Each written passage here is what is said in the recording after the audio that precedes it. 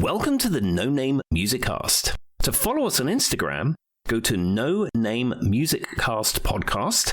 To send us an email, it's nonamemusiccast@gmail.com. And to visit our website, go to nonamemusiccast.com. Now, on with the show.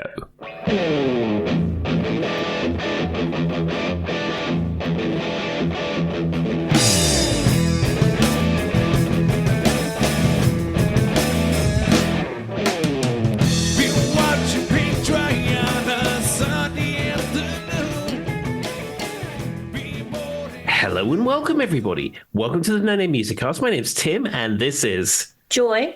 And we come to you from snowy, freezing cold Southwest Virginia, where it has been snowing all day on top of a layer of snow, on top of feet of ice. It is a winter wonderland here. I don't think I'd say Wonderland. I'm over it.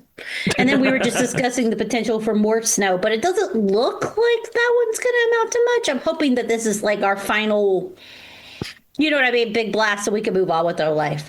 And you can't tell where the road begins and where my driveway ends or where the grass is. So that should put a perspective on me and Tim and our ability to get out of our homes. Yeah, I mean, I'm looking out my window right now in the little area I live in, and they plowed the road once, but now it's completely white again. They dug up our path a few times and broke up all the ice because the ice was so thick.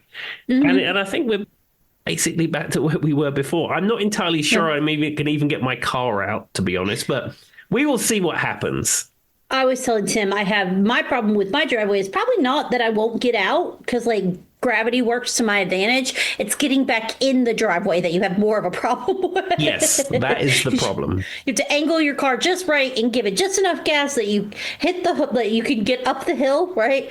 But then hope that you don't give it enough gas that you go running into something you're not supposed to. So that's a problem. So with that being said, when we got the ice last week, I parked on the road. I moved my car down and parked farther away from my house so I had to walk to it every day, but it was better than trying to get in and out of my driveway. Exactly. Well, I have an assigned parking space, but it's looking pretty rough. I was able to get my car in and out. Hannah was she did get her car in and out. But right now, with her two-wheel drive system, she will never be able to get out. I have an all-wheel drive, not four-wheel drive. Different. And it does have, like we talked about, it's an auto manual, so you could potentially lower gears and things like that. It does okay in the snow, but I also don't really want to go out there, if I'm being completely honest with you, because it's cold and gross, and I don't want to deal with it. Yeah, I haven't been out. I'm normally on a Saturday. If I'm not going a gig, I will practice with the band. The band practice was cancelled, unsurprisingly. Tomorrow is the Blues Jam in Radford, and as I was saying to Joy, I'm probably going to give that a miss, assuming it's running at all. Well, as the official person who lives in Radford, I told Tim I saw two vehicles go past my house today. One was just a regular truck, and one was a literal tractor. So I don't think he's going very far in Radford. No, I'm planning another day at home. I came in my house on Friday afternoon, and I intend to leave on Monday, possibly, unless work is cancelled. Same. All right. Well, I have a little bit of music news. Two things, actually, I'll start with, and then I'll let Tim take over from there. This one's not really news. It's just something that I hope happens. Did you know? Well, Tim probably doesn't know this. I didn't know this either. But there was a docuseries that was put out about the band Take That with, Tim's favorite, Robbie Williams. Now, that's not I haven't watched it. I'm not going to watch it. But the highlight is the next one they want to do, or the one that the director is hoping they can get, is they want to do the Spice Girls next for their docuseries. See, I would be behind that. That was more of a cultural movement in the 90s. Mm-hmm. Take That was just throwaway pop, five attractive people standing in a line doing dance moves. It did nothing for me. But as I said, the Spice Girls was a complete movement. I will say that Take That, I Want You Back for Good is a song that I like, but that's really the only song I think of when I think of them. Given I do think they were significantly less popular in America than they were in the UK, from what I gathered. And the average American would probably ask if you were talking about Robin Williams if you said Robbie Williams. So. Well, I told you, a favourite memory of mine is when one of the first times Hannah came to England to visit me, and we was on the Tube in central London, and there was a huge poster for some Robbie Williams album. And she said, "Who's that?" And I said, "Exactly." You're like, I wish I could get away with that. Yeah. They would think you're talking about what is his name? Not Robert Williams, the actor, Williams, the one who's Mrs. Doubtfire. Why can't I think of his name right now, Tim? Robin Williams. Robin Williams, not Robert. That would probably be who they thought you were talking about. But anyway, all right. So I kind of hope that happens. That would be fun. I would watch that. Now, for actual music news and not just me reading an article hoping that it happens, Sharon Osbourne has said she is in talks to revive Ozfest in 2027. Did you see that, Tim? I think I saw something to that effect. I follow her on Instagram, and she's been a lot more active on social media recently, sort of celebrating the life of Ozzy and what have you. So I think Ozfest can exist without Ozzy because, I mean, people loved Ozzy. People, want to honor his legacy. And it was just a great metal festival. And I mean, Sharon is a great business person and she's all about the money. So, I mean, all those things are coming together. Yep, and her exact words were the long running metal festival last took place in 2018 and then a one off New Year's Eve edition in 2019. She does believe that people are in. Sometimes, I hate to say this, people get more interested in artists maybe that they weren't that interested in when they pass away. So she's not wrong on that. She said it was something Ozzy was very passionate about and loves to give young talent a stage in front of a lot of people. We really started metal festivals in this country. It was, she didn't say the rest of the sentence, never done with the spirit of what ours was, because ours was a place of new talent. It was like a summer camp for kids. I don't know if I agree with the kind of pretentious we did it the best, nobody else could do it statement, but it does sound like something Sharon would say. I just thought that was interesting. And if anyone's interested in going to Ozfest, apparently they are looking on bringing it back in 2027. There we are. Ozfest will be back. All right. Well, what do you got for the people, Tim? Okay, so I'm reviving CD of the Week. Now, the CD of the Week this week is Van Halen live at Wembley 1995. And that even shows on the camera. Look, the power of Van Halen is even showing on the camera. Now, this particular album was part of a box set, which I have, which is the Balance album expanded edition. And this was one of the discs as part of the expanded edition. This concert from Wembley Stadium from 1995. Now, they recently issued it as a standalone release. You could get it on record or you could get it on CD. And obviously I don't buy records anymore, so I got the CD release. Now, it's pointless because I have the box set, but, I'm a completist and I wanted to have it. So it came in the post. What day was it? Thursday or Friday? And I listened to it today. I've actually listened to it twice. Of course, I've heard it in the box set as well. But the interesting thing about this, so I posted it up in my Instagram stories, and a couple of people went and looked at it and said, "Oh, cool, man," because I actually was at this concert. This concert in 1995 at Wembley Stadium. I was there for this concert. I experienced. Oh, wow, that's cool. Yeah, I experienced the thing. And one person said, "Wow, you was there. That's fantastic." So you would think, as a US person, knowing Van Halen, you would know of them being a massive stadium rock band, I'm assuming. Yeah. And if you saw an album, Van Halen live at Wembley Stadium, you would probably take that completely at face value. I'm going to guess this was not some type of live arena stadium situation is what you're going to tell me. Well, no, they played at Wembley Stadium, which is a huge stadium. Well, actually, this is the old Wembley Stadium. They actually demolished it and built a new one on the same place, but it's effectively the same thing. But yes, they played in front of tens of thousands of people at Wembley Stadium on this day. Okay. What this release doesn't tell you, they were supporting Bon Jovi. Oh. Huh. Yeah, I would just assume it was just them. Because, I mean, I would, like you said, I have an image of just like Jump being played at full volume in Wembley Stadium and people jumping around. Yeah. Now, something that we've covered on this podcast many times is that generally rock and hard rock music isn't as popular in the UK as it is in the United States. And you have things like Led Zeppelin, which is so ingrained in the culture.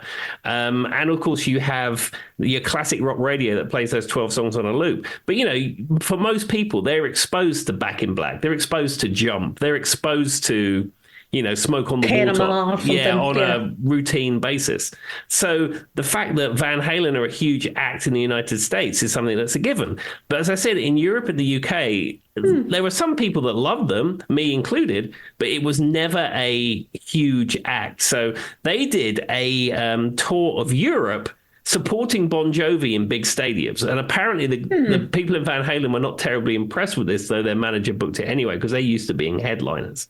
Yeah, I thought they were a bigger band than Bon Jovi if it were me. Yeah, well, that's the thing. From a US perspective, you hear that and you think, really? Shouldn't Bon Jovi be supporting Van Halen? How does that work? Yeah, that's crazy. I was at this concert. Mm-hmm. And when there was I think Ugly Kid Joe played, and I think Thunder played on the same bill. But like the support band that went on before Bon Jovi was Van Halen. They only played a short set. It was about 50 minutes, 45, 50 minutes. It was a much shorter set than they would normally play. The thing about it is, I was there, as I said, and there was zero atmosphere for Van Halen until they played Jump. Like, they would finish their songs. Of course. They would finish their songs, and there was some cheers from the audience, but it was dead. It was like, really? Wow. I'd nenever seen anything like it. It was just like they play a song and then be like, yeah. And then everybody started jumping around when Jump came on. Yeah, when Jump came on, people went very mad for it. Even though Sammy Hagar is not the original singer on Jump, it's David Lee Roth. That is beside the point. But the interesting thing about this release is between every song is mad crowd cheering. And I can tell you, I'm telling you right now, that was piped in. that was one of those crowds on demand in vocal form. Yeah, they've either like got the five people that were cheering and they cranked it, or they've just added it in from something else. Because I was there and it was not like that. Is there like clapping credited on the back of the CD somewhere? I don't know. Let's have a look in here. It doesn't. Cheers, brought to you by.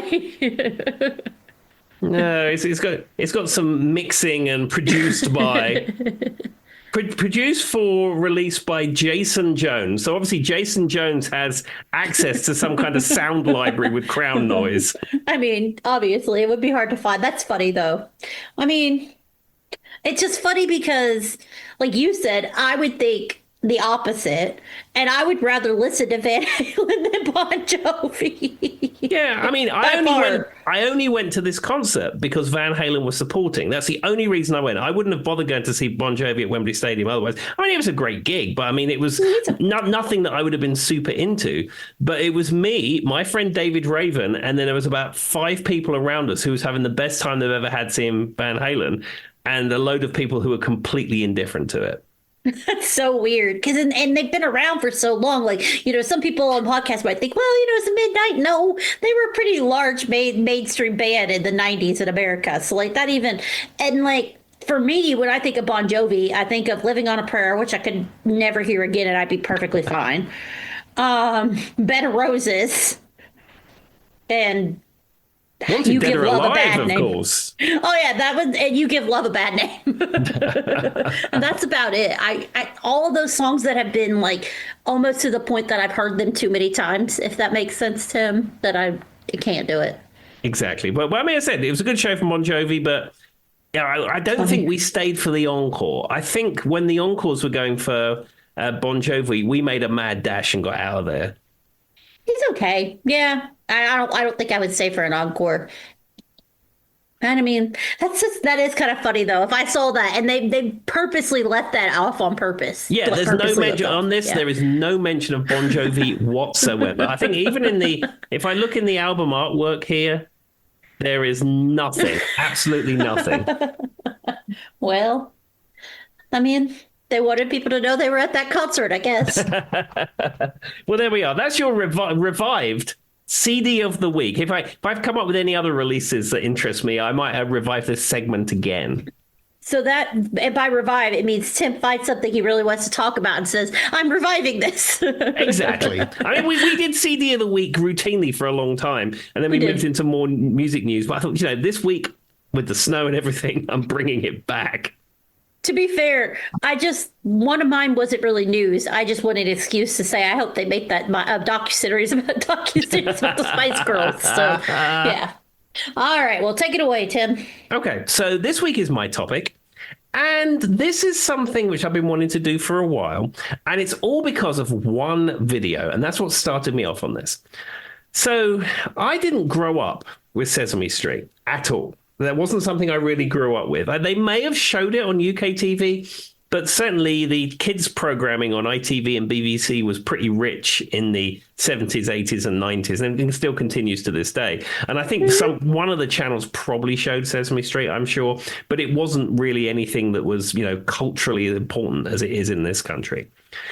So I love this already. Yeah. So I stumbled across this video clip about 4 or 5 years ago, maybe a bit longer, I don't know. And this is Stevie Wonder on Sesame Street. Yep. And it was from the 70s. And he is doing a version of Superstition on Sesame Street. Now, bearing in mind, Sesame Street was a 30-minute television show, probably with ads. Did it have ads? Yeah, because it was on PBS, so that's how they made their money. Yeah. So in this 30-minute TV presentation with ads, Stevie Wonder performs a 7-minute, mostly improvised version of Superstition. Yep. And he's wearing a bright red shirt. I could see it. I've watched this video before so many times. And for me, I think this is the best version of Superstition I have found. It is so good. Interesting facts about this video, and it'd be worth you pulling it up if you wanted to go on the YouTubes and see it. His guitar, well, he has 2 guitar players in this. The guy with the red 335 is Ray Parker Jr. from Ghostbusters fame. Because he was a fabled session guitarist for many years before he became a ghostbusting man. And he played guitar for Stevie Wonder for a number of years in that capacity and also performed live with him. The other thing, I haven't heard this disproved, but I've heard people say this is the case, so I'm assuming it's correct.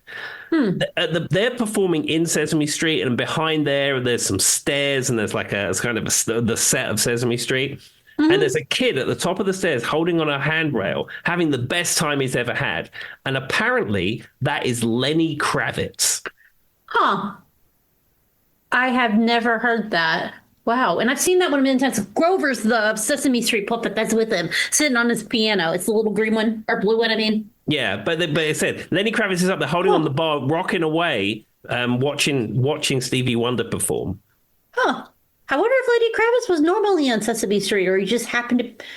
Well, he was a little kid. I think his mother was like a costume designer or worked in TV or something like that. She was. I've heard that before. Yeah. So I think that is the connection of how he would have ended up being in the audience on Sesame Street. Oh, well, there you go. That's cool. Didn't know. Now I'll have to go back and watch it because I've seen this a million times, but I always am looking at the puppets because I love Sesame Street. Now, I am a die-hardcore Sesame Street lover. And if you are on my Facebook, in which Tim is, you know I'm always sharing Sesame Street related anything I can. I support them fully. I have monthly donations that I send to Sesame Street, and they always send me the cutest stuff back if you donate to them because, they are a nonprofit and they did get their funding cut recently. And so they sent me all these like little things for like envelopes with my name, and each time, with your address with the Sesame Street character. They'll also send you like little stickers. So not that we are being funded by PBS or anything for this podcast, obviously, but if you are looking for a great way to make a difference and get some cool stickers, Sesame Street is a great one. there we are. Or donate to NPR as well. Yes, which is also a big one too. I strictly only get my news from NPR now for personal reasons. I've been only listening to NPR for that sort of stuff for over a decade now. People are going to think we're being, this is like an ad. It isn't. Me and Tim just really like Sesame Street and NPR. Yeah. And like I said, I would subscribe to NPR Plus, but the method to do it is so convoluted and complicated. I bailed on it halfway through because I couldn't figure it out. Well, when I got rid of some of my streaming services recently for work, things we don't need to talk about, I actually bought a PBS Plus, whatever they call their streaming service, and they have a lot of the old school stuff on it. Excellent. I think Austin City Limits is one of the things that they carry. I don't even know what that is, but I'll take your word for it. Well, it's a famous live concert series. It's as famous as an NPR's Tiny Desk, but it's a live concert series. It's been going for decades. I might have to go look it up then. That actually sounds interesting. There we are. But anyhow, On regards to the topic, so I've looked through and I found some other iconic performances on Sesame Street from music artists. Now, they're all music artists that I've heard of because, you start looking for ones in the last 5 years, it's like, I have no idea who that is. So I'm keeping Fair it enough. within the wheelhouse, if you like, of artists that I know. Okay. This is going to be fun though, because I've watched many on YouTube. Probably have like official like pictures in my brain of the ones Tim's going to bring up already. All right, what's our first one? Okay, so the first one is REM. Now, they appeared on Sesame Street, and this was when the song Shiny Happy People was big and in the charts. And I think that was 90s, late 80s or early 90s, something around that time. And they changed it to Furry Happy Monsters. Yes, I've seen the video. It's great. And it's the cutest thing I've ever seen because all the little monsters are just going crazy because, that song's already so like upbeat and happy as it is. But yeah, they changed it to Furry Happy Monsters. Yeah. And on the original, Kate Pearson from the B-52s appears on that track, on the original studio recording. Yeah. And on Sesame Street, she's actually in the audience singing backing vocals on Very Happy Monsters. Oh, that's adorable. I didn't know that. That's so cute, though. Shiny Happy People is one of those songs that I always forget it exists. I don't know why. I've heard it a million times, and then I'll hear it again and be like, that is such a good song. It is. However, Michael Stipe, the singer from REM, in 2016 said it was bubblegum pop music for kids. He's spoken down on Shiny Happy People. And it's like, dude, this is a hit. It's one of your hits. Just embrace it. Also, no matter how you say that, that just sounds pretentious. Who cares? If people like it, they like it. Like, I hate when artists do that. And I think part of it comes from the fact that they don't want to perform it anymore because they performed it so much, but... I mean that could be the case, but also, from my example, I perform Love Shack with bands. Now, I will tell you, as I've said on this podcast before, I'm retiring for a while from Love Shack because Jennifer in Flager Hill is leaving the band.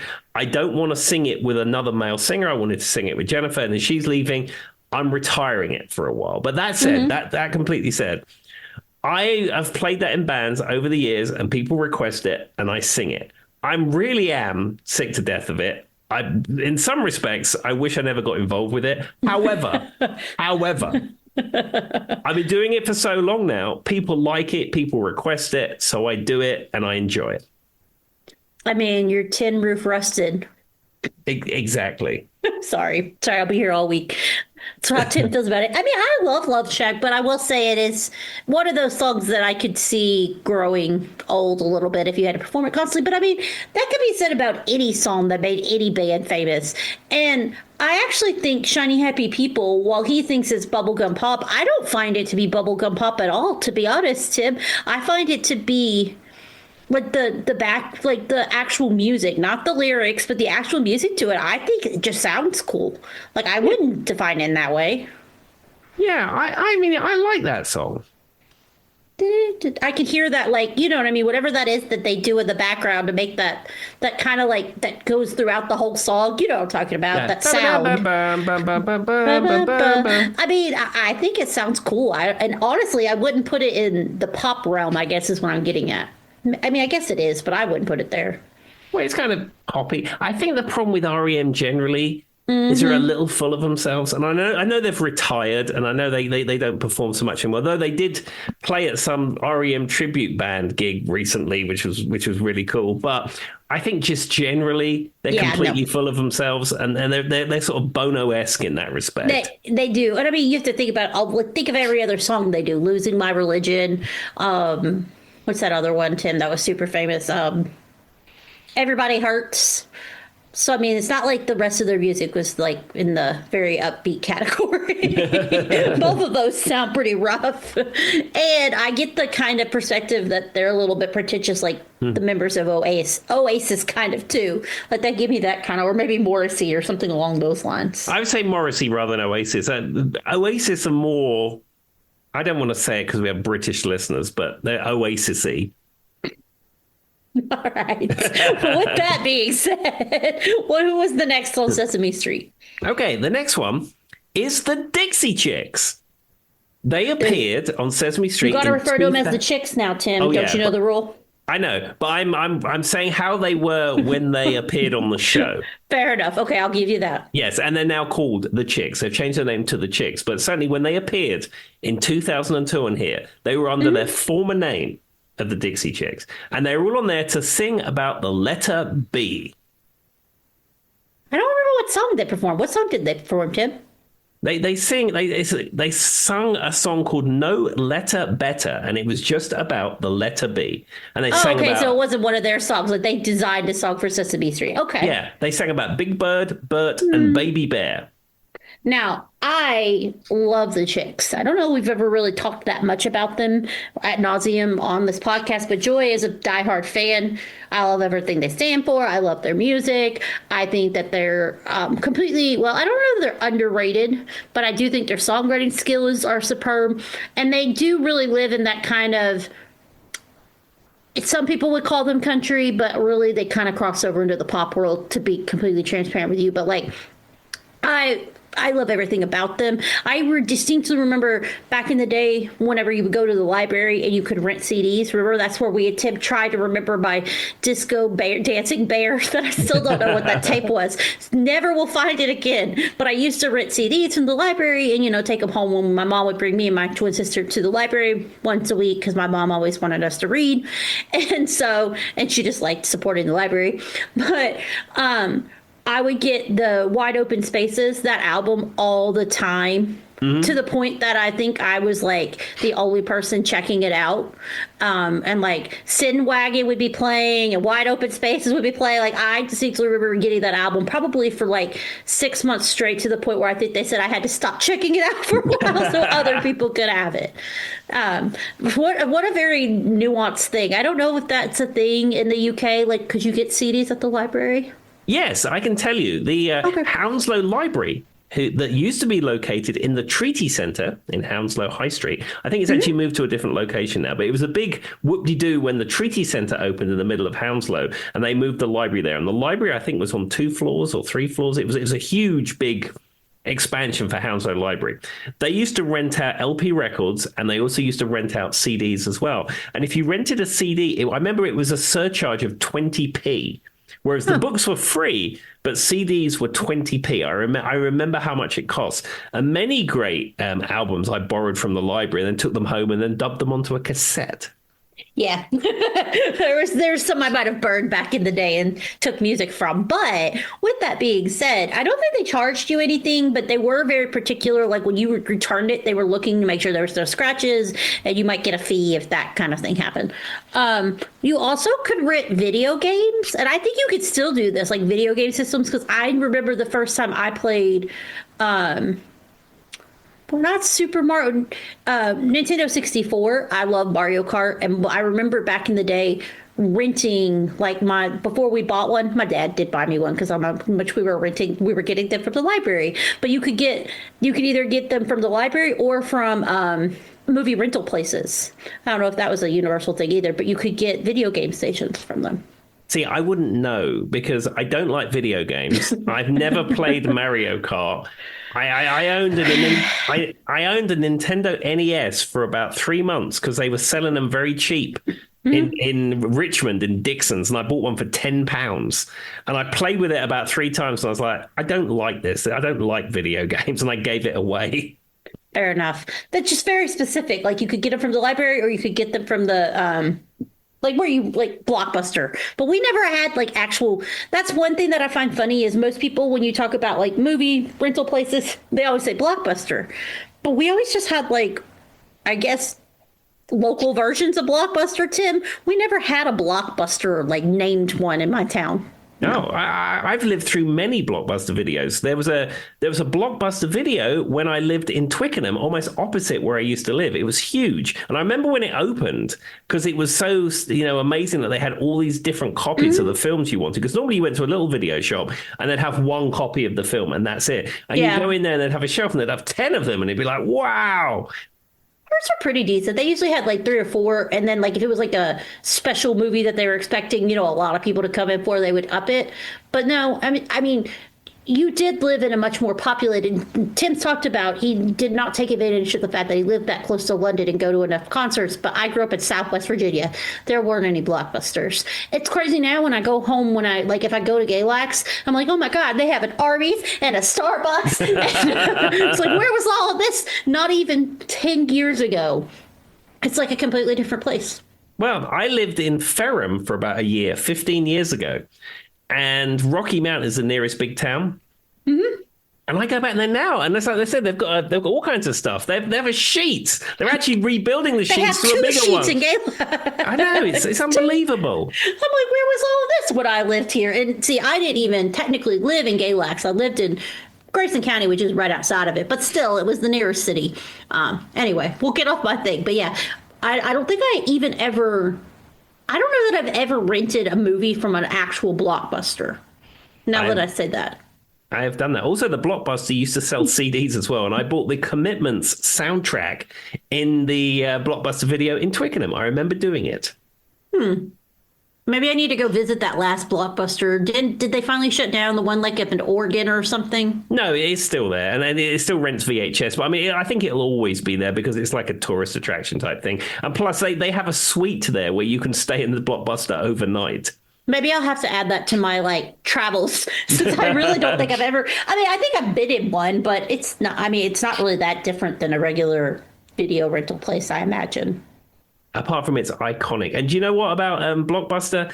At one point in their history, they had the ability to buy Netflix very cheaply. Yes. And they decided not to do it because they were going to concentrate on renting physical discs in their stores. I remember watching a documentary on Netflix about this story. Yes. And it's like, what a missed opportunity. Did you ever hear about the Movie Pass fiasco, Tim? Did you hear about the app called Movie Pass? I remember that. And in fact, what they did is they gave you a Visa card, basically, that you could spend in any cinema you like, and you could have unlimited amount of tickets. I mean, that was not sustainable. It's another I don't know how was that even a business practice, Tim? Well, what you do is you have a business plan, you load it up with venture capital from someone who's going to bankroll it, and you accept the fact you're going to make no money for the first 2 or 3 years. You know, you realize that's what's going to happen with your money. There was no long-term goals here. Well, no.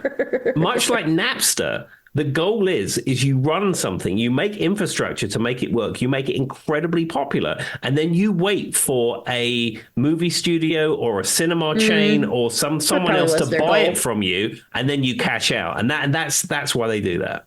Well, I will say, Charlie was a member of Movie Pass. He was one, and I remember when it shut down and it was everywhere. If you guys haven't Googled that, give it a Goog. It's very interesting. But I just could never figure out why they would think someone would buy. I couldn't figure out what the long-term business goal was. It was all very short-sighted. The goal is someone else to buy it and then figure it out. Well, that didn't happen. It all just got shut down and they have no money. I think they tried to bring it back once or something, I heard, but I don't know.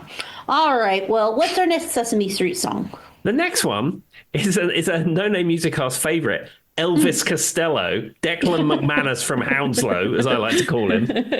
I mean, of people that should be on Sesame Street, I don't think Elvis Costello should be. He was playing a song that was 40 years old, but he rewrote the lyrics. He was his original song is Angels Want to Wear My Red Shoes, and he changed it to Monster Went and Ate My Red Number 2. And he had like a 2, like a on the window. And it was with Elmo, because Elmo's a little red monster. Yeah.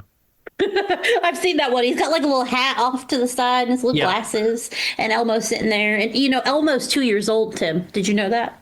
I didn't know that. See, I'm learning now. Elmo's a baby, basically, even though he... Do you know about the beef of Elmo and Rocco? No. Oh my gosh, I have so much to tell you. So, there is a character on Sesame Street, and she has a pet rock. It's just like, because, you know, remember pet rocks were popular in the 70s. Sesame Street started in the 70s. Well, this has continued on.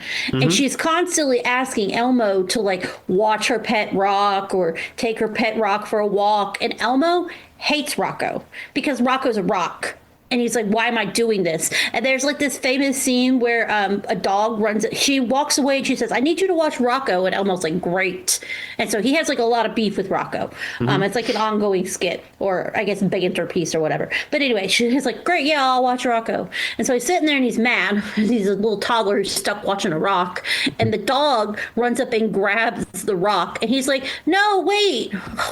Elmo's gotta go save Rocco, and he like storms off, like all just like, stop, oh my god, like, and it's like, I can't believe you need to look up the Elmo Rocco beef, Tim. It's very important to me that you do this after this episode because it is actually really funny. I mean, I've seen these videos from the research that I've done, and I may have seen an episode or two of Sesame Street, but the lore is not something that I really know about Sesame Street. One of my favorite skits, and like it was used in like all these like people being like, yeah, me too, Elmo. It's like he's checking out like on one of like in the one of the characters has like one of those kid cash registers, and she's like, your total comes to, I don't remember what she says, like $4 billion or $zillion or something. He goes, Elmo has a Go Fish card and I can't remember what the other item is. And everybody's like, yeah, that's me too at the grocery store. There's so many great jokes. Anyway, all right. Don't know what that has to do with Elvis Costello, but I love Elmo, so that's more important to me. There we are. All right, what's next? So the next one I have is Paul Simon. Now, he was on in the 70s, and he performed the song Me and Julio Down by the Schoolyard, complete with a whimsical whistling solo. I don't know if I've seen that one. Hold on, I'm going to Google it. Paul Simon. You're hearing me Google this one, guys, because I don't think I've seen this one. I mean, I know Me and Julio Down by the pool cart, but I don't know. I don't remember him being on Sesame Street. Let's see. And apparently the audience for that was mostly tiny little kids, and they only seemed mildly interested at best. What a haircut Paul Simon has in this picture. Did you watch this one, Tim? Mm-hmm. Yeah. That is some high-end hair right there. So I don't know that Tim is going to get this reference, but some of our listeners will.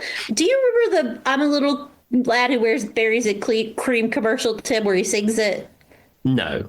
Okay, well, Berries and Cream was like a little candy thing that there was like a very popular, I think it was at the Super Bowl one year when I was younger, and the guy has his haircut, and like people make fun of that's what this haircut looks like. Somebody out there will remember Berries and Cream, I'm a little, anyway.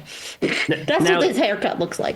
Is this the Paul Simon era when he was married to Carrie Fisher? I don't know. Would it have been? Maybe. What year was it? Hold on, year. I already got it Googled. Let's see what year it came out. It's kind of weird to me that he was married to Carrie Fisher. Isn't that strange? 1977, so maybe. Let's see when they were together. Carrie Fisher. Rest in peace. I'd assume it's 80s because it was after Star Wars. So it was pre Carrie Fisher. So yeah, maybe he on the way to Sesame Street he stopped by to watch Star Wars. He went, "Oh, I like that lady. I think I'm going to marry her." I don't know. He still has he just really has bad hair for someone who has that much money. He needs to do something with this hair because even like looking at him with pictures with him with Carrie Fisher, who is absolutely beautiful, he looks like a travesty. Sorry, Paul Simon. Very, very odd connection with those two. And I don't think it lasted very long either. Well, Carrie Fisher is one of those people that I found out that she constantly, like she's kind of like, people say like the 8 stages of Kevin Bacon. You can like connect everybody to Kevin Bacon. I feel like you can do that with Carrie Fisher because like I'll be constantly finding out stuff like her daughter was in Scream Queens, a TV show I was watching. And I was like, that's Carrie Fisher's daughter. And I'm like, and it's like, I don't know. I feel like she was involved in a lot more than I ever realized. I will say though, about Carrie Fisher, we respect and we love the princess. She's the people's princess, in fact. However, The Last Jedi, which is a terrible, terrible, terrible Star Wars film that should have never been made, and that Ryan, whatever his name was, did an awful job on that film. Mm-hmm. There's a scene in it with Carrie Fisher, and she should have never got involved with this, where she's flying through the space like Superman, using force energy. And it's just, Carrie Fisher, what was you doing? You should have just said a hard no. I mean, can't all be winners, I guess, because she did a lot of good stuff. I will say, I'm not as Spoiler alert, I'm in the Team Andy group of, for those who don't know this, Joy is not a Star Wars person. I barely watched one, and I barely made it through it. The whole concept of it is lost on me, which is funny because I'm pretty nerdy in most things, but Star Wars is the one that I will let Tim speak on. I cannot give you any information whatsoever. Well, I don't like the prequels. I only liked the new Disney remake and Rogue One. I like the original three, though I've seen the first one the most amount of times. And any of the new sub programs that come off it, I have no interest in that at all. Now, I was watching a thing today, ironically, that was going through the best-selling kids' toys, like of every decade. In the 70s was obviously lightsabers. Mm-hmm. And what was cool was the one that she got. So she got a bunch of retro ones off of eBay or something. I don't know where she's getting them from, but the one that was the most best-selling one, it had like the bottom piece, but then the top piece you had to like blow it up. It was inflatable, and then the light was going through the inflatable. And to be honest with you, that's kind of smart, because if you have a bunch of kids hitting each other with it, they're less likely to do damage with the inflatable one than the ones we get now.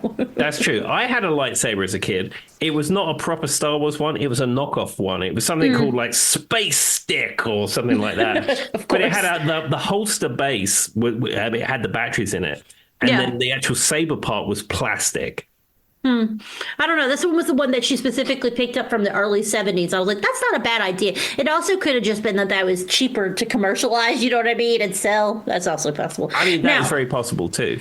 I also learned, did you know the original Mr. Potato Head was like an actual, they just gave you the little pieces and you had like a bottom, and then you were supposed to take your own potato and stick it on top, and it's the creepiest thing ever? Yeah, 100%. I remember when that came out. I remember ads for it. I remember people having that. I think I may have even had a Mr. Potato Head myself that you did that with. And they were like, they also recommended other vegetables. There was like a carrot and a cucumber. And they said that it was, not only did it, people kind of thought it was a waste of food, to be honest with you, because it got a little bit of backlash. Mm-hmm. They also complained that they were finding like old potatoes and stuff in their kids' rooms like 6 months later. So that's how we got the plastic Mr. Potato Head. Yeah, I'd also say that you should never, ever recommend a cucumber, because cucumber is disgusting. I will agree to disagree on that one. I'm anti-olives. Tim's anti-cucumbers, if anyone didn't know on this podcast. Yeah, I mean, I like black olives. Green olives are okay. I love black olives. But cucumber, the smell, the taste, everything about it is utterly disgusting. I feel that way about olives. I don't even like to look at olives. I have such a beef with them. And I want to like olives because a lot of food that I like I like mushrooms, and I like, kind of funky, like savory items like olives. But for whatever reason, I just can't get behind olives. And the only other food that I hate as much as olives is blue cheese. And let me tell you a horror story that happened to me. One time I accidentally ate a blue cheese stuffed olive. I almost died. I'm pretty sure I almost died in that moment. I thought it was a stuffed pepper. It was not. It was a blue cheese stuffed olive. And I take it you don't like blue cheese either. Absolutely. It's the other food I hate.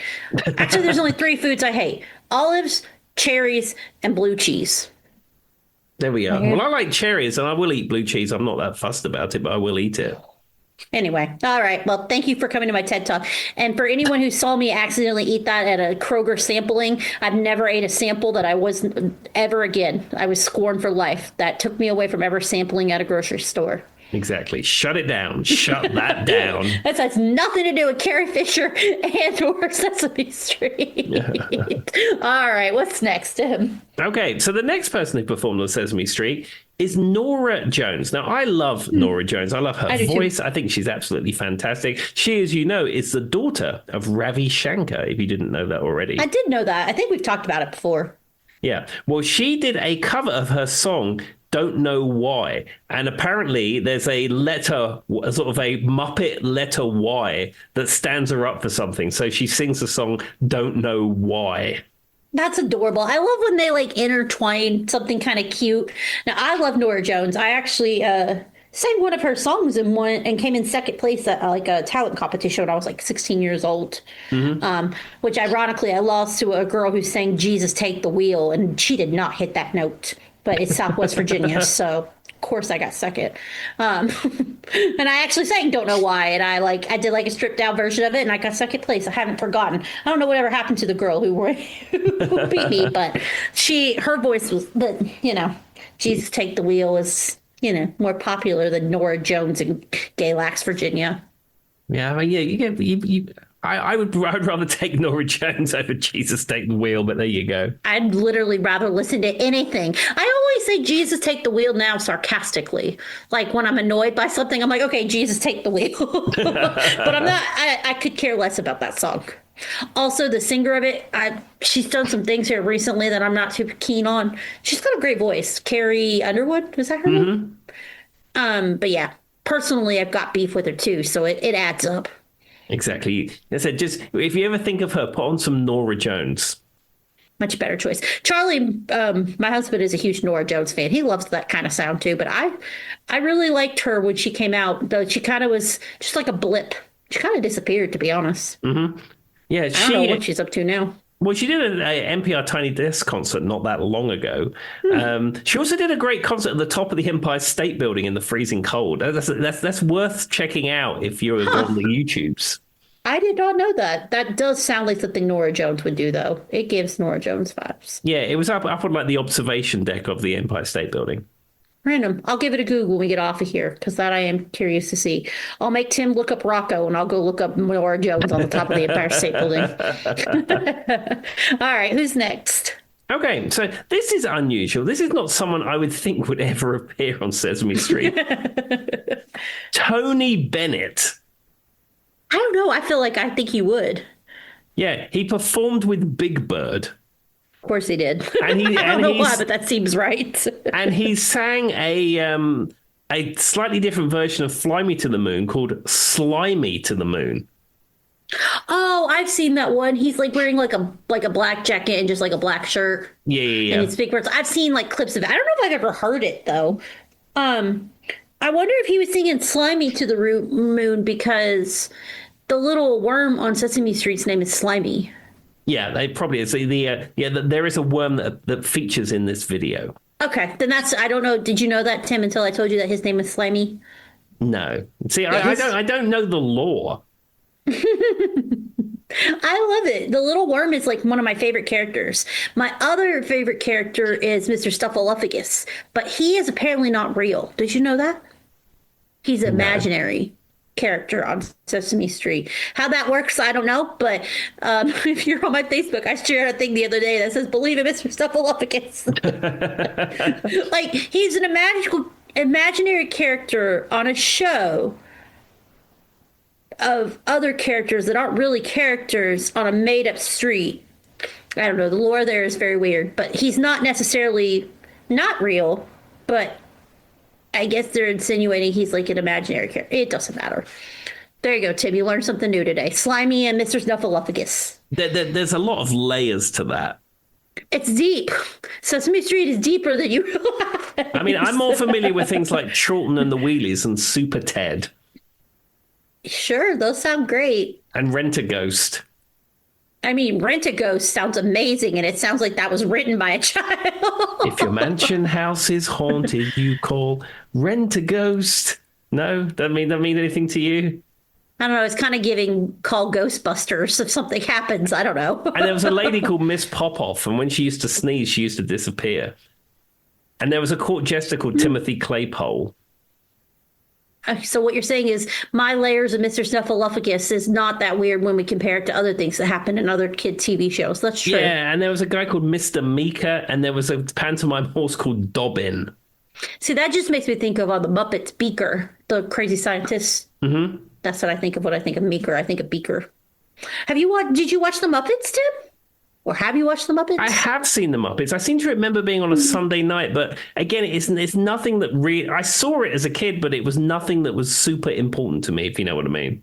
Yeah, I'm not a huge Muppets fan. I've seen quite a few episodes just here and there, and I think they're cute, but I like the Muppets Christmas special. That is a favorite of mine. Yeah, the only Muppet thing that I really like is when they have the gambler, Kenny Rogers, on the Muppets, which is absolutely fantastic. And when Elton John was on the Muppets, that was one of my favorites, too. Mm-hmm. He made a great band. There's one skit that always stands out to me when I think of the Muppets, and this is very random. It's Fozzie the Bear, and he was driving a car. I don't know why he was driving a car. And he goes, "Which way do we go? There's a fork in the road." And then they turn the camera, and there's just a giant fork in the road. I think I've seen that bit, yeah. I don't know why. That's what always sticks out in my head when I think of the Muppets. All right. Well, what's our next Sesame Street song? Okay, so this is B.B. King, the mighty Yep. B.B. King, Blues Boy King. He was on Sesame Street doing a song called the Letter B song, of course, because he is B.B. King. I mean, I love it. Didn't he do like a thing like teaching him to play guitar or something on that episode? Possibly. I mean, I've only seen the video clip for him doing the Letter B song. I think he famously like taught like maybe he was teaching him how to do like different chords related to B or something, but there was a little segment he did where he was helping the kids learn the guitar. Oh, well, that's cool. Who better to learn the guitar from, Tim? Exactly. Well, I mean, yeah, he had his famous guitar Lucille with him, or one of 52 Lucille's that he probably owned at that point, but he had Lucille with him. Now, are you aware why his guitar is called Lucille? I think you told me once, but I don't remember what you said. So basically, when he was a very much younger man, he was playing some very sketchy bars. And he was taking a break outside, and there was a kerosene heater inside this bar. And there was two men fighting. And as they were fighting, one of them kicked over the kerosene heater and set the place on fire. Now, he was worried that his guitar would get burnt up, so he ran into a fire smoke-filled room to grab his guitar, and he came out, had smoking inhalation and all that sort of stuff. And he heard after the fact that the two men were fighting over a lady called Lucille. So he said, one, he was going to name his guitar Lucille. Two, he would never do anything as stupid as that ever again. Yeah, that's one of those kind of like when I talked about my dad popping the bubble in the radiator. At the time, you're like, no, just go for it. And then after the fact, you're like, why did I do that? Brandy's going to hate me for telling you her story, her version of that. You know how like they're always telling you if there's a big pool of water, don't drive through it, stop, go around, turn around, whatever that, like, you remember the Virginia State Police had that like campaign where it's like, don't drown, turn around or something like that. Yeah. Brandy got stuck one time trying to drive through standing water, but it was because she had to get something for her very small baby at the time. And she was like, I always told myself I would never be that stupid person who did it. And then look, here I am. So we don't always make the best decisions, even if we know that they're in the moment. There we are, see. Not me, Tim. I've always done everything right and never done anything stupid, obviously. Well, of course, because it was before the internet was invented, so it's fine. You got a free pass on everything that happened. I still think about that now. Like, I would hate to be a kid growing up now. Oh, everything you've ever done ever is videoed or photographed. Oh, God. I think about the amount of times I've fallen, the amount of times I've danced in places, just like all of it. I'm like, I'm so glad that that's probably not out on the internet anywhere. Yeah, it's gone. I mean, I've got some stuff like from pictures that I've scanned. I've got some videos from the early 2000s, but most of what I've done over the years, which I'd rather forget about, does not exist. But even like when I was like, 2015, like that, there was cameras, but it wasn't to the culture level that it is now. Does that make sense, Tim? Because I was in bars at that time. But like people weren't recording it and just putting you on TikTok because they thought it was funny, like the way they do now. No. So, well, yeah, I wouldn't see it on TikTok because I'm not 14 years old. Fair enough. But no, what I hate is Facebook memories. Sometimes I'm like, so there would be different times where I was out doing things that someone in their early 20s does.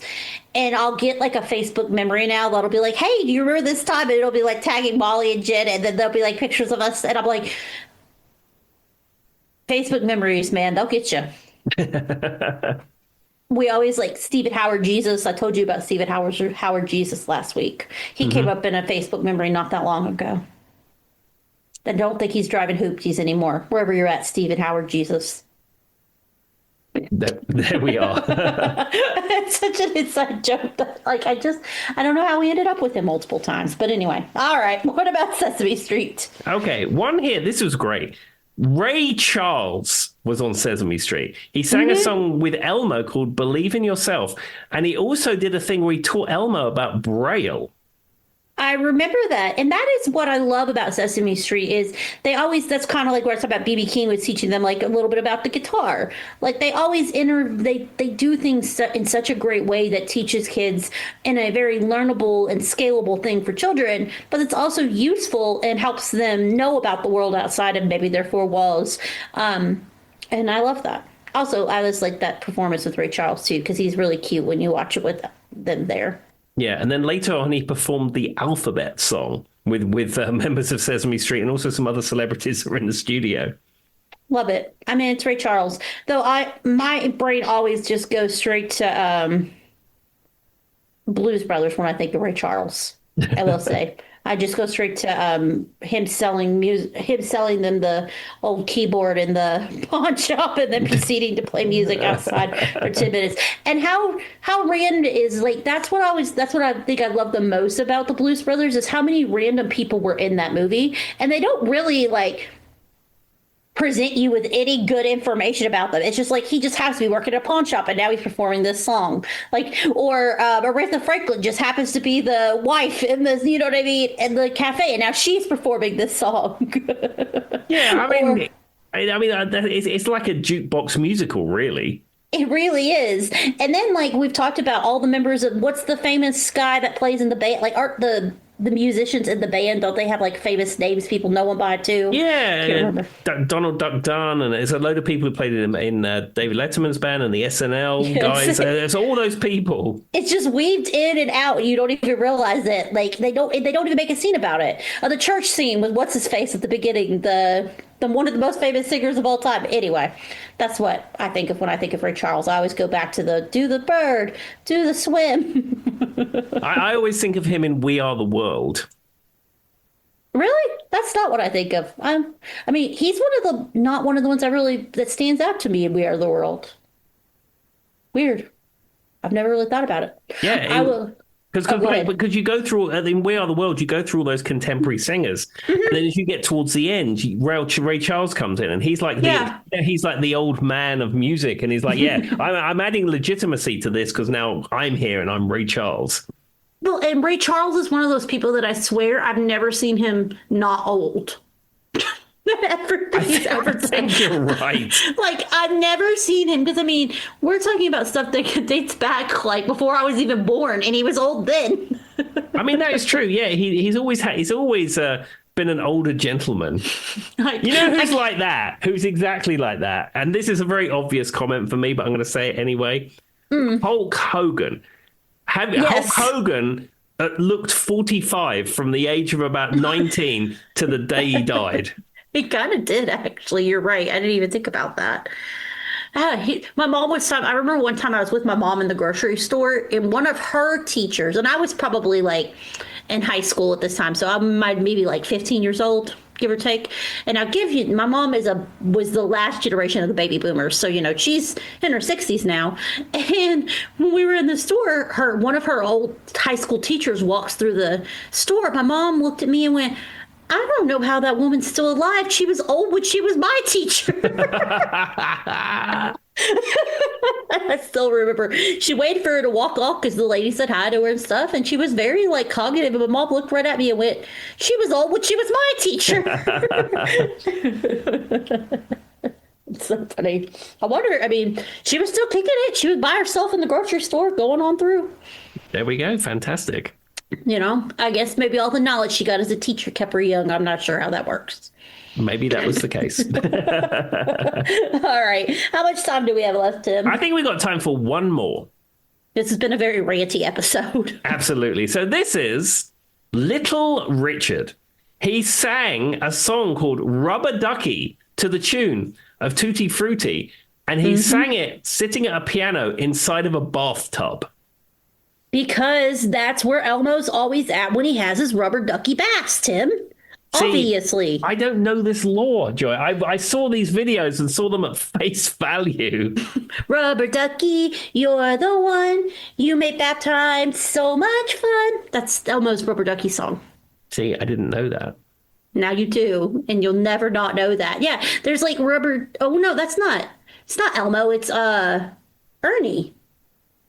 Bert and Ernie. Ernie's the one with the rubber ducky, not Elmo. Don't come for me, Internet. I just realized what I said. See, But yeah, that's why I I'm had the just rubber listening ducky. to you because I don't know, and I'm just assuming what you say is correct. Well, no, but they're famously a little rubber ducky, and he takes his baths. Bert and Ernie live together. I've never quite figured out their relationship. I don't know if they're friends, roommates, a relationship past that. No one knows. But at one point, when Ernie's taking his bath, he always has his rubber duckies. That's just like his thing. And he has a song that he sings, and he sings his rubber ducky song. It's known. I said Elmo out of habit because we've been talking so much about Elmo, but it's Ernie. And there's one famous scene where, like, or one episode where they're trying to get each other something for Christmas, and they like trade in their prized possessions. And so like Ernie like trades in his rubber duckies, and he gets, I don't know what he gets, Bert. It's like paper clips or something. And then Ernie, and then the other one like trades in his stationery, like but then he gets something that goes with his rubber ducky. Like, it's really sad because they trade in their prized possessions so they can get each other nice Christmas gifts, but then their Christmas gifts don't make any sense because they got rid of the possessions, and then the guy from the store gives them all back, and it was just like a really cute little scene. There we are. Hey, that was probably way too much information, but that's one of my favorite Sesame Street episodes as well. Marvelous. I think you need to listen to one of the Rocco rants and like give everybody your official thoughts on it at some point, Tim, in the near future. Okay, I will do that. All right. Well, since that was a very ranty episode, I don't think we got through all the songs. But what would you like to leave the people with? Just be kind to everyone that you meet. All right. Bye-bye. Bye-bye. To remind me of another day to